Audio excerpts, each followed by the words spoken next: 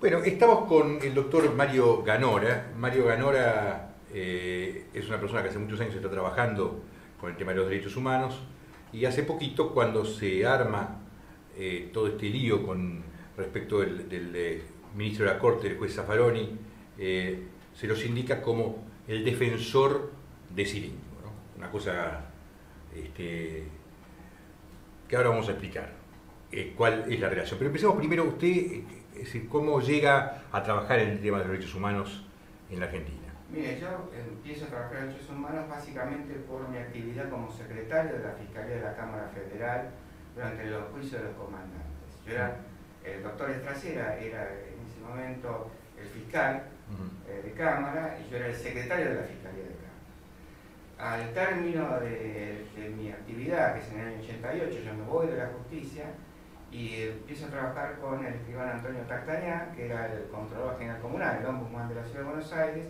y además asesorar al diputado Alfredo Bravo, que en ese momento también era diputado, copresidente de la Asamblea Permanente por los Derechos Humanos, en calidad de compañero del Partido Socialista. Con Bravo, ¿cuánto tiempo estuvo? Yo estuve con Bravo prácticamente todo el tiempo, desde el 84 en adelante. Con Alfredo Bravo, a partir de que lo eligen diputado, colaboro con él en el despacho, soy asesor de Alfredo Bravo, lo patrocino además en una serie de denuncias que hace en ese momento contra los funcionarios del gobierno de Menem, lo patrocino en materia de derechos humanos y además lo asesoro en lo que tiene que ver con los proyectos de leyes que él hace.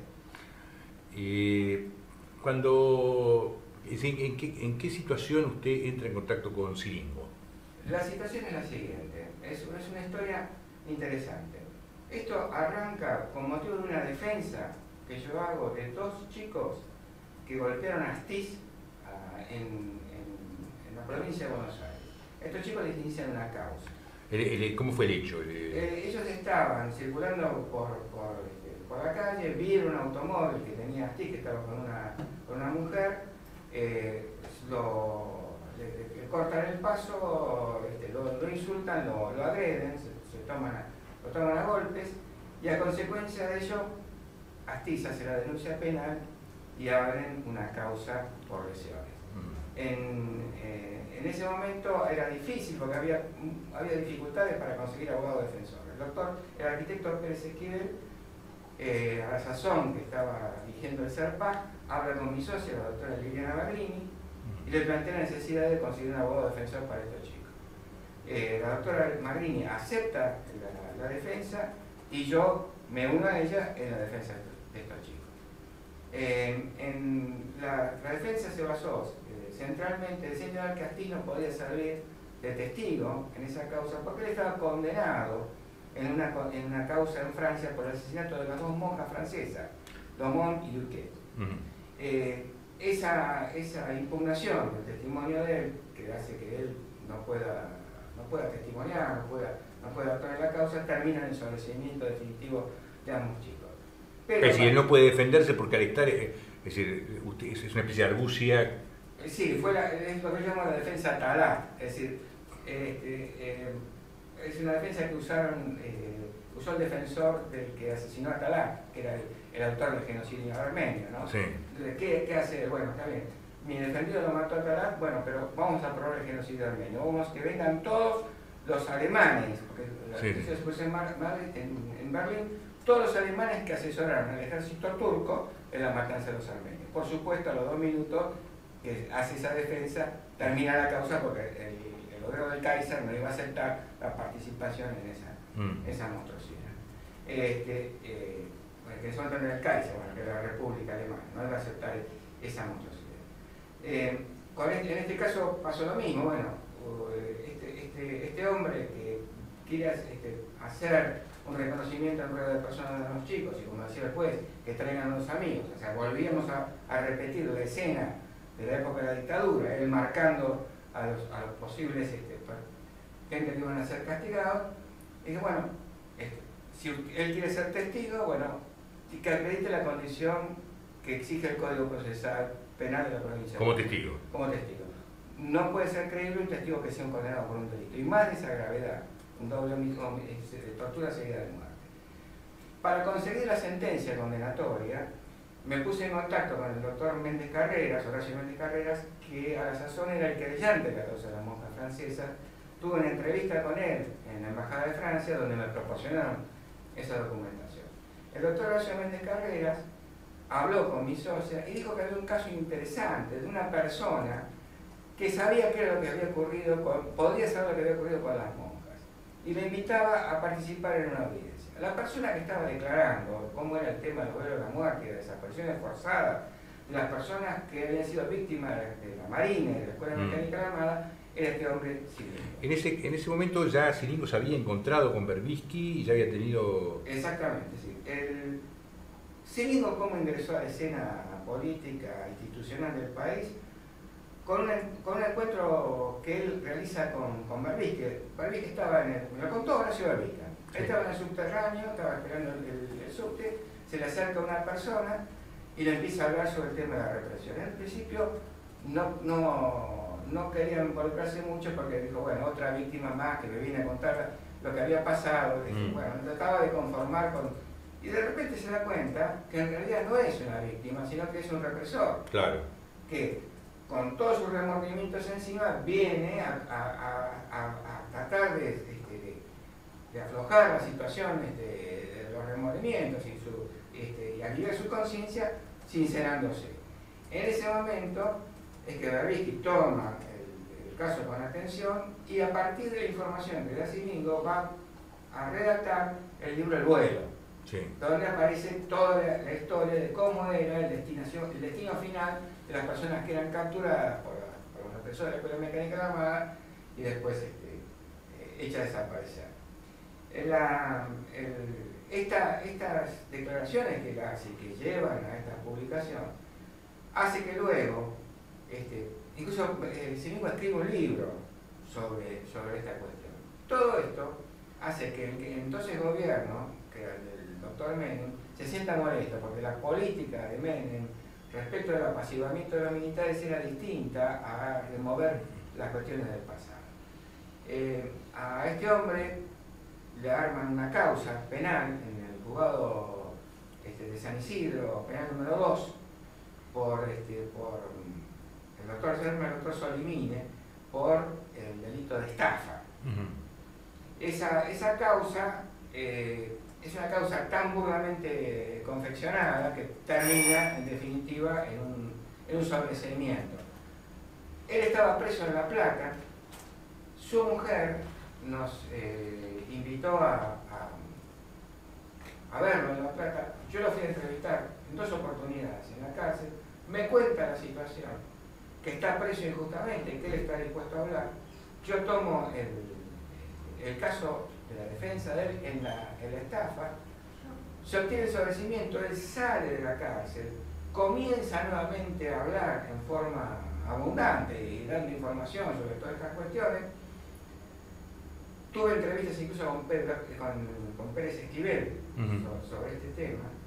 Él le había mandado un fax a Garzón, motivo por el cual ya estaba imputado en la causa en España. El asunto, en definitiva, si lo hago corto, a este hombre lo secuestran en la puerta de mi estudio el día 11 de septiembre del año 97. Era un día de una marcha muy importante y que no podía, había estado una cantidad, mi estudio está en Callao al 100, o sea, imagínense a la cuadra del Congreso, la policía, el despliegue de aún así lo secuestran. Y lo secuestran en la puerta.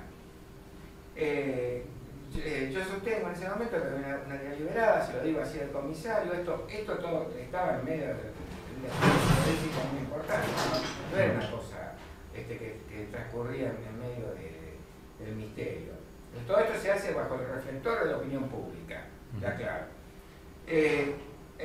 Berbisky publica un artículo del New York Times, que sale en la portada del New York Times, donde señala el tema del secuestro de él y los riesgos que esto tiene para la democracia. En todo esto usted con Berbisky estaban en contacto permanente para resolver. Yo tenía muy buena relación con Berbisky y creo que en lo personal la sigo teniendo. O sea, Horacio me parece una persona, para mí, muy importante en la historia argentina. Yo creo que a Berbisky le dio la vida en este asunto. Ajá. Y se lo he dicho. O sea, esto es claro. O sea, no, por más que pueda haber algún tipo de discrepancia política con respecto a otras cosas, creo que la labor que ha desempeñado es fundamental en la República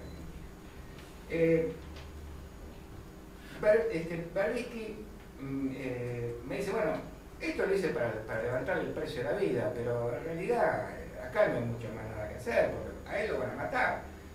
Yo se lo dije que lo iban a matar. Él habló con Horacio Méndez Carreras. Hice conversaciones con el doctor Pedroncini, que a sazón dirigía o tenía un cargo muy importante en la Liga por los Derechos del Hombre.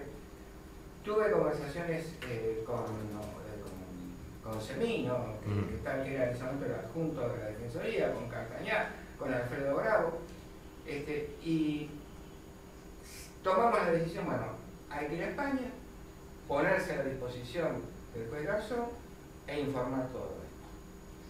El viaje lo pagó la televisión española. Me pagó el viaje. Tuve que hacerle un pedido para salir del país porque tenía una causa por una quiebra. Tenía una causa abierta en un juzgado común de la provincia de Buenos Aires por libramiento de cheques sin fondo, donde tuve que pedir permiso y tuve que hacer un habeas corpus. En todos esos se puso de manifiesto que él iba a España a declarar por el tema de los derechos humanos. Iba a ser aportar la prueba. Es decir, que en realidad la participación suya en este caso era salvar un testigo que se necesitaba para una causa mayor y mandarlo hacia Europa, que era la función. Y esto estaba reflejado en la prensa de la época, lo dice Fernando Mar, lo dice Argañará. O sea, es decir, Pérez Esquivel, todos estaban en contra. Estaban enterados. Es más, yo cuando vuelvo de España, que no estuve más de 10 días, eso, porque yo lo acompañé, el defensor no fui yo en España, porque yo no estoy matriculado, el que lo defendió es el defensor de oficio, sí. O sea, como si fuera acá el defensor oficial, sí, sí. Que era el doctor Gallo Pérez, que tampoco duró toda la defensa, de una parte de la defensa, ¿no? El doctor Gallo Pérez es el que se encarga técnicamente de la defensa de él en España. Garzón, no obstante, me autorizó a estar presente en las declaraciones que iba a hacer Cilingo, que declaró durante 4 días. En esos 4 días aportó todos los elementos de prueba que tenía, aportó la lista de los represores, aportó los detalles de cómo se había tomado la decisión de matar a la gente tirándola al mar, quiénes habían intervenido, en qué oportunidades, qué intervenciones habían tenido, incluso gente de la iglesia en ese momento. El resultado de esto fue la primera orden internacional de captura respecto a los militares, por el delito de genocidio y terrorismo. O sea que esto cambia institucionalmente la cosa, porque a partir de ese momento hay una orden internacional de captura contra todas estas personas. Yo vuelvo a Buenos Aires con la doctora María. A ver si entiendo, es decir, gracias a la acción desarrollada por ustedes en conjunto, Berbisky, Adolfo, Cartañá y toda la gente que en ese momento se ocupó, se logra que Cilingo llegue a España y que desde España se lance una orden en contra de los genocidas a nivel internacional. Le aclaro que en el viaje a España yo tomé contacto tanto con el Lepoy como con la que formaba parte de la acusación popular, como con la gente de Izquierda Unida, que era la que me estuvo esperando en el aeropuerto. La Izquierda Unida básicamente estaba Isabel Herrero, que era secretario general de la Izquierda Republicana, que tenía en su cargo el tema de los derechos humanos del partido, Gregorio Díaz Dionis, que es argentino, estaba Graciela Lois, de familiares, allá también en España esperándome, o sea que no era una cosa menor. El Lepoy no estaba de acuerdo que yo fuera a España a declarar, él consideraba que eso era una suerte de provocación. A diferencia de otro sector de la acusación popular, que era la gente de Izquierda Unida, que era partidaria de que se produjera esto por razones procesales, porque sería el primer imputado en esta causa por genocidio y terrorismo. De acuerdo a Isabel Guerreros, no habría causa en España hasta que no hubiera un imputado. Él fue el primer imputado en este asunto. Pero lo importante es que la decisión de Garzón se tomó a partir de estas cuestiones. Es decir, era como que no solamente estaba la versión de las víctimas, sino que había una confesión de un victimario que coincidía. Era, como va a decir Berbisky en un artículo, es la totalidad del plano del tesoro. Usted tiene, saliéndonos un poco del tema, pero por interés personal, ¿usted tiene idea de que haya existido alguna clase de acuerdo con Cilingo por parte de las organizaciones de derechos humanos en Argentina para que él limitara las acusaciones y que no mencionara a aquellos militantes que se habían quebrado y habían servido para utilizar y señalar gente? Yo no creo que él haya hecho eso, pero esa es una situación sumamente compleja, no lo puedo afirmar. No lo puedo, bueno. Sigamos entonces con lo nuestro. Entonces, Cilingo, a partir de ahí queda detenido en España, ¿no? Queda detenido en España. Queda detenido no un tiempo demasiado largo, porque el sistema procesal español no permite una prisión preventiva como existía acá en Argentina, definitivamente. Al poco tiempo queda en libertad provisional. Cuando él queda en libertad provisional, vuelve a dar un giro, intenta retractarse de lo que dice y me acusa a mí, a la doctora Madrini, al Ivano Castañá, al doctor Eugenio Semino, a Baltasar Garzón Real, a la gente de Izquierda Unida, a Graciela Dos, de formar parte de una conspiración tendiente a secuestrarlo. Y esa denuncia que él arma en España ante la Audiencia Nacional viene acá a la Argentina, a mí me obligan a declarar en una causa ante la justicia federal por el artículo 145 del Código Penal, que es el plagio político, que es el único caso en la jurisprudencia argentina que yo conozco de gente que haya sido imputada, ¿no? Le digo que hace 30 años que soy penalista.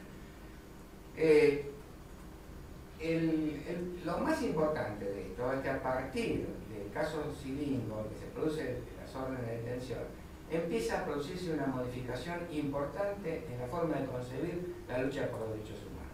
Porque hasta ese momento en la Argentina se buscaba la verdad pero no la justicia. Porque las leyes de impunidad que la audiencia de punto final, más los indultos, habían puesto... Y era imposible volver para atrás. En enero del año siguiente, en enero del 98, la gente de Izquierda Unida arma un seminario en el Colegio de Escribanos de la Ciudad de Buenos Aires. Yo participo en ese Colegio de Escribanos, me toca hablar a mí, y en esa reunión es cuando el doctor Juan Pablo Cafiero y la doctora Diana Conti toman la decisión de plantear la necesidad de la anulación de la ley del punto final y violencia de vida. Lo que genera dentro de ese momento del frente un conflicto muy importante, porque ahí se dividen las aguas. Había gente que temía que eso volviera o significara un enfrentamiento nuevamente con los militares en condiciones desfavorables para el campo democrático. Alfredo Bravo también es partidario de esta derogación. El doctor Rivas, que luego sería diputado, que en ese momento estaba en el comité. ¿Cuál Rivas? ¿El socialista? Jorge Rivas. Yo también fui durante mucho tiempo asesor de Jorge. Bueno, esto es en enero. En febrero Menem da un decreto ordenando la demolición de la Escuela Mecánica de Normal.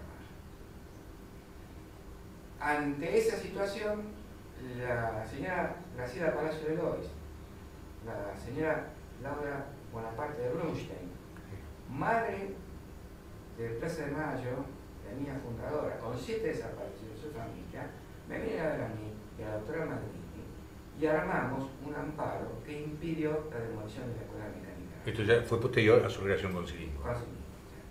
A ese amparo también no solamente lo patrociné de las dos, sino que lo patrociné a Castañá, a Alfredo Bravo, a Jorge Rivas, también patrociné a la señora Antocolés, a la señora Colombo, es decir,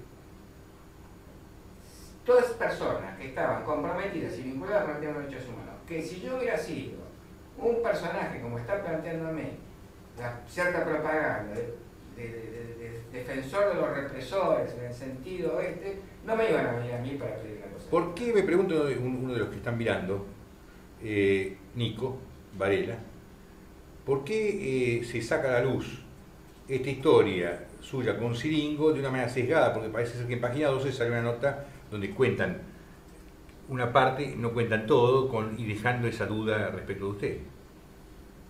Mire, yo creo que Berlín inclusive, ¿no? Yo creo que tiene que ver, lamentablemente, con la defensa equivocada del ministro Zaffaroni. O sea, creo que es como que al no tener una posibilidad de hacer una defensa real de la conducta del doctor Zaffaroni, buscan atacar al abogado de la parte contraria. Sí. Esa es la vieja defensa que utilizamos todos los abogados. ¿No? En defensa ataca al abogado de la parte contraria. Creo que esa es la única explicación que hay. Creo que están equivocándose, están politizando mal el caso. Esto no es un tema de política partidista, sino que es un problema de política institucional. Acá lo que hay que salvar es la credibilidad del Poder Judicial y hay que tener la seguridad de que en la lucha contra la trata de personas no hay sospechas posibles. O sea, la trata de personas son las nuevas formas de violación de derechos humanos. ¿Hay posibilidad de que 600 y pico de prostíbulos, que en realidad son más, funcionen en la ciudad de Buenos Aires sin un fuerte apoyo de la justicia y de la Policía Federal? No, es imposible. Además está probado que existe el apoyo de la policía y de la justicia. ¿Cuáles son las pruebas de esto? Primero, que funciona a la luz del día, ¿no? Y hay leyes de sobra que obligan a su clausura. Y segundo, empiezan a aparecer cosas como instrucciones dadas por los fiscales a la Policía Federal como para que no investigue de oficio. Situaciones en las que, por ejemplo, en las clausuras no duran prácticamente nada. Situaciones en las que no hay decomiso de las propiedades, porque el instrumento del delito en un prostíbulo es el inmueble, es el lugar donde se está llevando adelante esto. No ocurre. Existen, y esto es claro... Sí, la cama es como la cocina de la cocaína, digamos. Más o menos, más que la cama, la casa, el local. Sí, por eso, sí. Es el instrumento del delito. Lo que prohíbe eso es la casa de tolerancia, entonces, tiene que ir usted contra el local. ¿Por qué no se producen los decomisos? ¿Por qué la persona que es propietaria de un inmueble, que pone ese inmueble en alquiler para que se funcione un prostíbulo, no es involucrado y no le quitan el inmueble? Bueno, esto está señalando además que en Urdimbre está fundada en la actividad de determinadas inmobiliarias, que es lo que estamos descubriendo. ¿Qué vinculación existe también entre esto y el Poder Judicial? Es un aspecto que nadie hasta ahora ha querido ver y que se puso de manifiesto en los casos de Mar del Plata.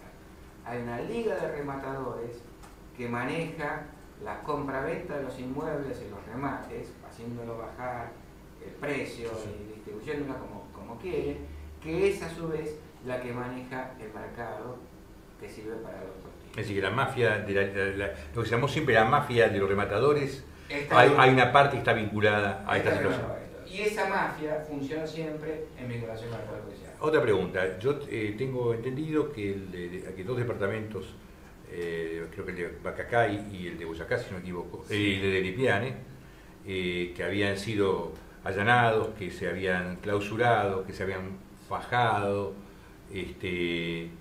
a los 3 o 4 días se rompió el precinto y se volvió a instalar los prostíbulos adentro. ¿Esto es así? Sí, y le digo más, y acá esto es importante. Yo creo que la mentira de Zaffaroni está en que él parece desayunarse del problema que tenía cuando hacemos la denuncia nosotros, de la Alameda. Sí. Pero un mes antes habían sido allanados por orden de la justicia 2 departamentos de él. Y esos inmuebles, la llave las tiene la justicia, él todavía no fue a retirar. Pero perdón, cuando la justicia le informa a Zaffaroni, obviamente por cédula, de esta situación. Escúcheme, no solamente por cédula, ¿Usted cree que usted le allana a un ministro de la Corte de 2 departamentos y no lo va a llamar el fiscal, no lo va a llamar el juez, no lo va a llamar la policía? Tribunales es una cosa que es característico. Usted estornuda en el despacho, sale a la calle y dice el saludo doctor. O sea que ahí se sabe todo. O sea que no puede ser que ocurra esto y que nadie lo sepa. Y yo creo que Zaffaroni sabía positivamente. Él dice en un momento al principio que él no tuvo comunicación formal alguna de la existencia de estos prostíbulos dentro de sus departamentos. Cuando, conociendo a Zaffaroni, yo lo conozco hace más de 30 años a Zaffaroni, cuando él se preocupa por aclarar que él no tuvo comunicación formal, no está negando la posibilidad de la informal, sino él diría no tuve comunicación alguna. Él dijo muy claramente, no tuve comunicación formal. Ahora pareciera ser que también tuvo formal.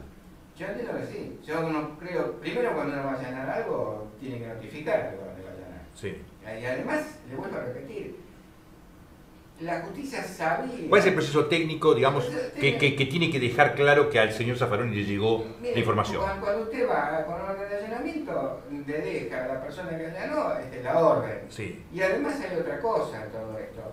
La investigación vino por... Primero se pidió la titularidad de dominio, salta que es el titular de dominio y luego se produce el allanamiento. ¿Me va a decir usted que no le comunicaron nada después de la corte? Yo no le creo que me diga eso. Yo sé que Bergoglio llamó a Zaffaroni para asegurarle, y Zaffaroni lo dijo además, que él no tenía nada que ver con toda esta historia, que Bergoglio no había impulsado nada respecto de Zaffaroni hasta ese momento. Acá uno de los oyentes pregunta que el hecho de que Bergoglio, si no cree que Bergoglio le resta crédito a la Alameda. Yo creo que no, porque le explico cómo es la cuestión. En el año 2009 se hizo una marcha de todas las organizaciones contra la trata que abarca desde grupos confesionales hasta grupos de ultraizquierda, ¿no es cierto? Estaba en esa cuestión hasta Lugartino, ¿no? Vamos a decir las cosas como son. Sí. Entonces, se presenta una denuncia donde se señala la existencia de 613 prostíbulos. A raíz de esa denuncia es que interviene la UFACE, que a cargo de Marcelo Colombo, y después se desdobla la causa, parte va a la Fiscalía 7 Correccional y otra al doctor Olivieri. A raíz de las... Hay una parte que va a la 2 también, ¿no? Exactamente. ¿2 es Olivieri? Olivieri. Sí. Entonces, ¿qué es lo que hace? Cada uno de esos fiscales comienza a tomar medidas de prueba. En la 7 es donde verifican que existen 2 inmuebles de Zaffaroni y ordenan el allanamiento. O sea, pero el allanamiento... ¿Por qué los otros sí, los otros 3 o 4, depende la interpretación, que van a parar a la otra fiscalía no son allanados? Esto habrá considerado el juez que no estaban dadas las condiciones que justificaban el allanamiento. ¿Quién es el juez? En este momento no sé. Yo lo que, por lo menos el que está... Fernández. Fernández es el juez, el doctor Fernández. Igual tenemos que hacer el rastreo de la otra cuestión, porque hay que hacer una ampliación de denuncia para el tema. Pero lo que yo creo, básicamente, es que esta investigación no tiene absolutamente nada que ver con ninguna actividad de la Iglesia. Es más, la Iglesia no participó en las denuncias del año 2009.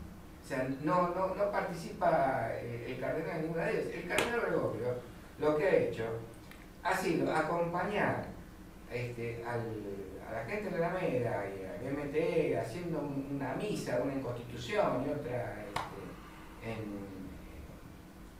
la calle Luis Viale, con respecto a cuestiones que tenían que ver con costureros y con trabajadores excluidos. O sea, que tiene que ver más que con la cuestión de la explotación sexual, con la explotación laboral.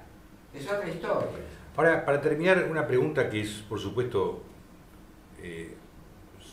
enteramente subjetivo, la respuesta que se pueda dar, y no deja de ser una presunción.